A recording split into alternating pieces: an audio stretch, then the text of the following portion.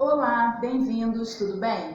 Então, hoje eu vou dar sequência com o segundo vídeo do Vivenciando Linfoma, onde eu conto um pouquinho da minha experiência com o diagnóstico de linfoma. Hoje, neste vídeo, eu vou falar um pouquinho da minha experiência com o catéter implantado e vou falar um pouquinho do meu tratamento, tá? Se você tem um amigo, um conhecido que está passando por esse diagnóstico ou simplesmente tem curiosidade a nível de conhecimento, que eu acho bem legal, fica comigo no vídeo. Eu já te convido a se inscrever, tá? Ativar o sininho de notificações, curtir bastante, só assim o senhor YouTube vai entender que esse vídeo é importante e vai recomendá-lo para outras pessoas também. Vamos para o vídeo?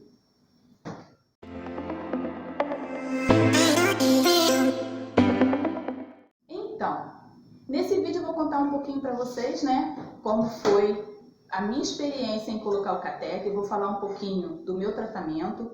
No vídeo anterior eu falei um pouquinho dos sintomas, tá? Falei também como eu cheguei no diagnóstico, tá? Se você ainda não assistiu esse vídeo, eu vou deixar o link dele aqui nas descrições, tá? Dá um pulinho lá para você assistir.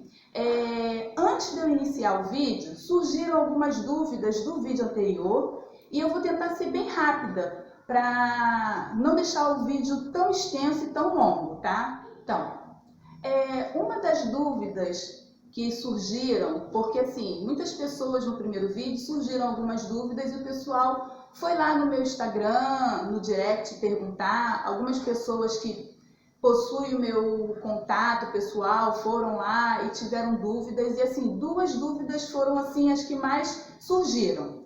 A primeira, eu acho que eu não soube me explicar direitinho, o que era o linfoma. Gente, o linfoma é um câncer, tá? No sistema linfático, tá? E o tratamento dele não é cirúrgico, o tratamento dele, inicialmente, é quimioterapia, medicamentos, radioterapia e, em alguns casos, tá, cirurgia com transplante de medula, tá ok?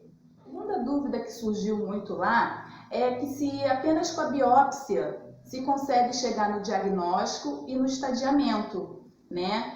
Não, tá? A biópsia simples, a medicina hoje está assim avançada, os laboratórios hoje em dia estão avançados, né? Mas a biópsia simples, só a biópsia, ela não dá conclusiva. A maioria das pessoas que eu conheço que foram diagnosticadas com linfoma, a maioria das pessoas que eu acompanho a história de diagnóstico de linfoma, não vou falar que é uma regra geral, tá? Pode ter exceções. E se até, inclusive, se você que está assistindo o vídeo é uma exceção, deixa aqui nos comentários, né, para a gente trocar experiência.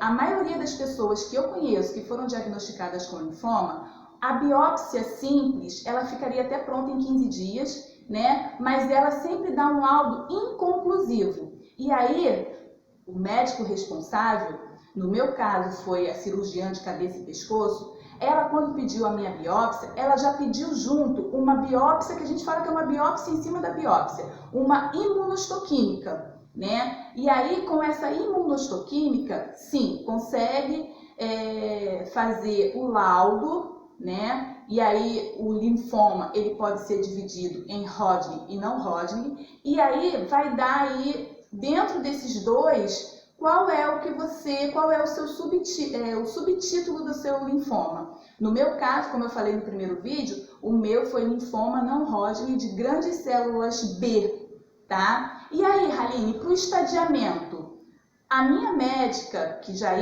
foi a hematologista, ela, ao tocar o meu corpo, né, fazendo o primeiro exame, né, ela já detectou o linfoma que eu tinha no rosto, né, o nódulo que eu tinha aqui no rosto, até porque ele era visível, né, ela detectou os que eu tinha na clavícula, né, e ela também detectou o que eu tinha na axila, né, nas axilas eu também tinha.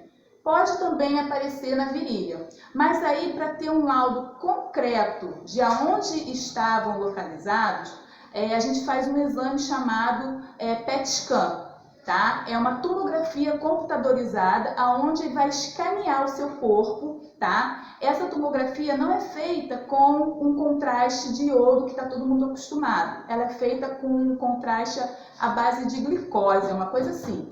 E escaneia o seu corpo todinho e aí sim vai determinar, né, qual é o estadiamento do seu linfoma. No meu caso foi o linfoma com estadiamento 4.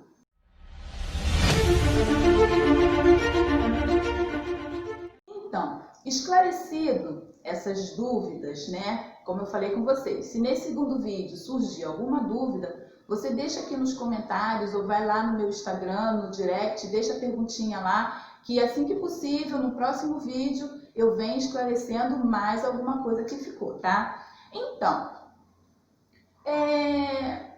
com o meu estadiamento, né? Com o diagnóstico, a minha médica me sugeriu colocar o catéter.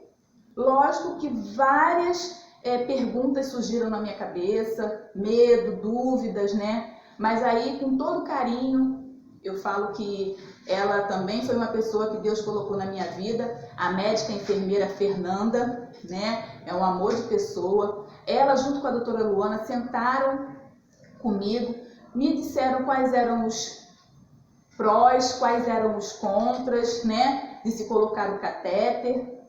E aí ela me explicou direitinho e na explicação eu vi que eram muito mais pontos positivos do que pontos negativos em se colocar o catéter, né? Então, assim, no dia 12 de novembro, um mês antes do meu aniversário, eu me coloquei o catéter, né? Graças a Deus comigo foi tudo bem, não tive reação nenhuma, né? Ele fica implantado aqui, tá? E eu tomei toda a minha quimioterapia aqui e até hoje eu tomo a minha medicação toda por ele, tá? Quais são as coisinhas que eu preciso tomar cuidado? Não posso pegar peso, não posso fazer esforço com ele, né? Nada disso. Aqui em casa, quando eu quero dar aquela geral na casa, eu chamo a Liga da Justiça, né? Aí o Carlos, que é o maridão, pega o pesado, esfrega. O filho, que também já pode pegar no pesado, dar aquela esfregada, a filha também ajuda. Então, assim, eu convoco a Liga da Justiça e dou aquela geral aqui em casa. Mas, assim, hoje em dia eu não posso mais fazer muito esforço com o braço, né? Que é um cuidado que precisa ter. Não deito em cima, né? Para evitar dar algum problema, né? Então, assim, são cuidados básicos que elas me passaram que eu precisaria ter e eu tenho até hoje com ele, tá? Não me dá problema, não sinto dor, como eu falei para vocês. É a minha experiência, tá? É a minha experiência. Não sinto dor nem nada disso. E achei que, no meu caso, na minha situação, foi muito boa, porque as minhas veias são muito fininhas, né? E você, quando faz um tratamento de quimioterapia, você, antes de cada sessão de quimioterapia, antes de cada ciclo de quimioterapia, você precisa fazer exame de sangue, né? Então, assim, às vezes acabam ficando um pouquinho debilitadas. Então, se eu ainda tivesse que tomar a medicação quimioterapia na minha veia dos braços, com certeza elas iam ficar muito fraquinhas, né? Então, assim, o catéter é ligado numa veia profunda, né? Ele foi feito no centro cirúrgico, né, com anestesia, tudo direitinho, tá?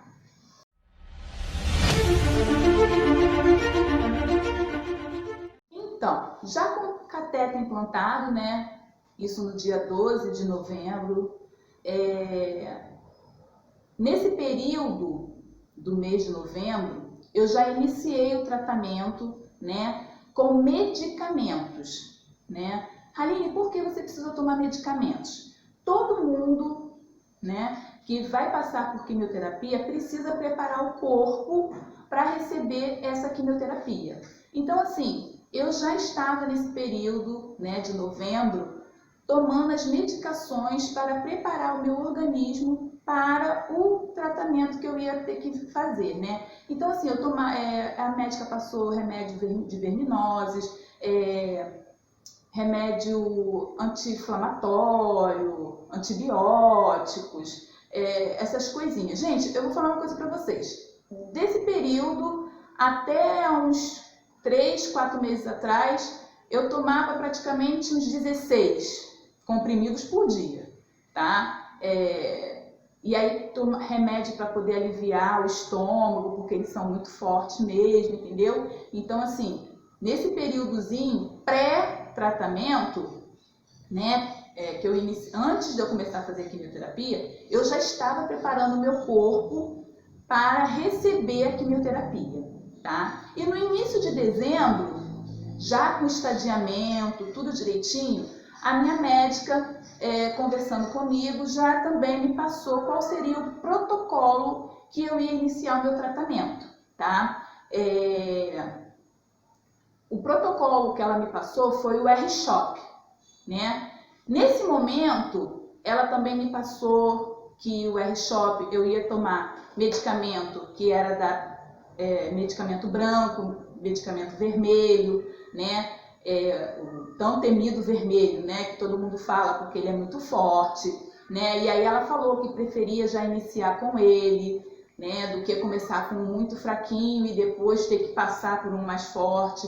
E que nós íamos, né? Ao longo das sessões de quimioterapia, ver como o meu organismo estava reagindo, né? Se estava surtindo efeito. E aí então a gente poderia ou continuar com ele ou passar para um outro, né? Quando eu iniciei a quimioterapia, eu ia iniciar minha quimioterapia no dia 11 de dezembro, um dia antes do meu aniversário. E aí ela,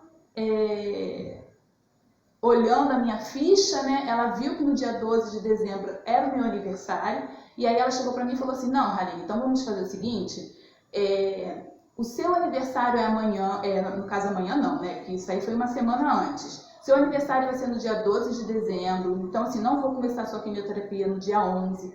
Aproveita esse dia 12 para comemorar em família, conversar, bater um papo. Não estou fazendo isso falando que você não vai resistir ao tratamento, não é nada disso não. Mas é porque a quimioterapia, ela acaba com as células cancerígenas, né? Mas ela também acaba matando as células boas, porque o medicamento ele não sabe detectar qual é a célula cancerígena e qual é a célula boa. Então ele vai matar as células cancerígenas, mas também vai destruir as células boas. E com isso a sua imunidade vai baixar muito. Então assim, você vai ter que evitar. E olha que em dezembro nós ainda não estávamos, né, no furacão desse vírus, que eu não posso falar o nome aqui, né? Desse vírus que está aí, que foi mundial, né? Que nós sabemos qual é, que eu não posso dizer o nome, mas que vocês sabem qual é. Nós não estávamos nesse furacão. Ele estava até começando lá na China e tudo, mas nós não sabíamos qual era o impacto dele. Eu acho que ninguém tinha nem noção, né, de como ele ia ser. E mesmo assim, eu já teria que ter restrições, né? Então, ela jogou a minha primeira sessão de quimioterapia para o dia 18 de dezembro, tá? E eu vou deixar passando aí também no vídeo algumas fotos das minhas sessões de quimioterapia. Nesse dia também ela conversou muito comigo, falando sobre o cabelo que ia crescer. E nesse vídeo, gente, no primeiro vídeo eu falei muito da fé, né? Que nós temos sempre que ter fé. Nesse vídeo aqui eu vou falar para vocês do foco. Nós temos que ter muito foco, né, para poder fazer o tratamento até o final, né? Por quê? Eu tinha o cabelo enorme, tinha o cabelo grande. Quando eu soube do diagnóstico, eu já dei um corte no cabelo, né? A minha médica chegou para mim e falou que o tratamento que eu ia fazer, o protocolo que eu ia fazer, era muito forte, mas que isso aí não era, né, determinante. Tem gente que faz a quimioterapia mais fraca e o cabelo cai na primeira. Tem gente que faz a quimioterapia mais forte e o cabelo não cai no fio, né? Mas eu estava tão determinada, gente, que para mim, vou te falar com toda sinceridade, o que é o cabelo na frente da cura? Então, assim, eu estava muito determinada, né? Eu estava com foco. E é isso que eu quero passar para vocês nesse vídeo. Para assim, ter foco. Eu, no meu caso, tive foco porque eu fui diagnosticada com isso aí, né, com linfoma, e eu tive que ter foco para poder seguir o meu tratamento. Você na vida às vezes pode estar passando por um problema, está passando por uma situação, né? Não deixa assim a cabeça se perder. Tenha foco, né? Porque assim, com foco, com fé, a gente consegue chegar, né? A gente consegue vencer, tá? Então, na verdade, o tratamento, gente, não é fácil, tá? Eu costumo falar que somente 3 pessoas conseguem entender o que você está passando. Você mesma, né? Uma outra pessoa que também esteja passando pela mesma situação e Deus, tá? Essas 3 pessoas são as únicas pessoas que realmente sabem o que é passar por um tratamento de quimioterapia. As outras pessoas, vocês podem mensurar, vocês podem imaginar, né, que é difícil, mas saber mesmo a dificuldade é quem está, né? No meu caso, na primeira e na segunda quimioterapia, eu não tive muitas reações, tá? Mas a minha médica até comentou comigo que o meu organismo ele estava muito resistente, o meu organismo estava muito forte, né? Então, assim, na primeira e na segunda quimioterapia, eu não tive muitas reações. A partir da terceira quimioterapia, que eu comecei a ter bastante reação. Vomitei muito e assim, acontecia sempre 3 dias após o meu protocolo, né? Eu ia numa quarta-feira e quando chegava assim na sexta e no sábado eu começava a vomitar muito, eu passava muito mal, mas sempre com determinação, sempre com foco. Eu comia, vomitava, eu ia lá, escovava o dente e vou falar uma coisa para vocês, preparava um outro copo de leite, tomava, né? Nesse momento, assim, o Carlos me ajudou muito, né? Ele estava ali junto comigo, me forçava a comer um pouquinho, não, tem que comer, né? Tem que tomar, toma um copo de leite. Na minha experiência, as coisas geladas me faziam melhor, eu conseguia consumir melhor. Então, assim, eu tomei muito leite, bastante geladinho, suco de limão, eu tomava bem geladinho, água tônica, água gasificada, né, com limão. Isso me aliviava bastante, né? E durante o tratamento eu também tomava injeções, né, para aumentar a imunidade, né? Em todos os meus protocolos, né? No meu protocolo, em todos os medicamentos que eu tomei, eu tomava essa vacina na barriga. Inclusive, eu não posso deixar aqui de agradecer a 2 pessoas muito queridas, né? Que foi a Carolina, que é enfermeira, né? E uma outra amiga minha de infância, que assim, eu até me emociono quando eu falo dela, que foi a Silvana, né? Ela, em meio a esse furacão todo, ela entrava aqui em casa de máscara, de luva, não falava comigo, né?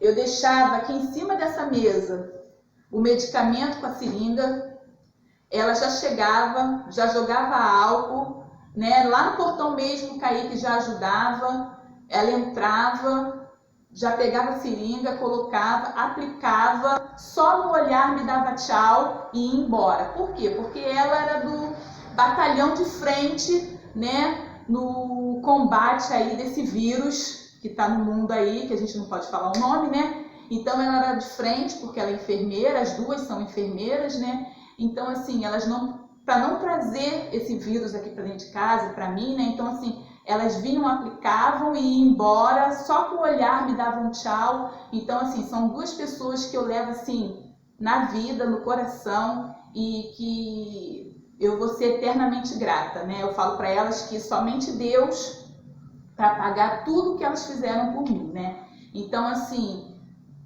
na minha vida, é aquilo que eu falo para vocês. Eu coloquei Deus, eu tive fé, coloquei Deus. E no momento em que eu tive fé e coloquei Deus, Ele me cercou por pessoas maravilhosas, né? Então, assim, tenham fé, tenham foco, né? Que Deus responde às nossas orações, né?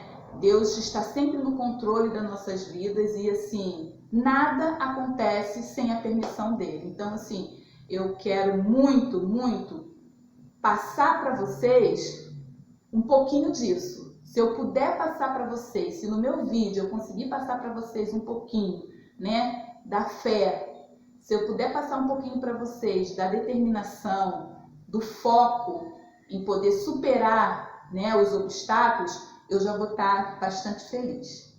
Então, outra pessoa que eu não posso deixar de agradecer aqui é uma pessoa que eu vi nascer, né, que é o Ellison. Ele também foi muito importante em nossas vidas, né? Ele fez parte desse círculo de amigos, né, que me cercaram, que me ajudaram. Então, assim, eu não posso deixar aqui de registrar o meu agradecimento, o meu carinho também pelo Ellison, tá? Bom, hoje eu falei um pouquinho da minha experiência com o catéter, né?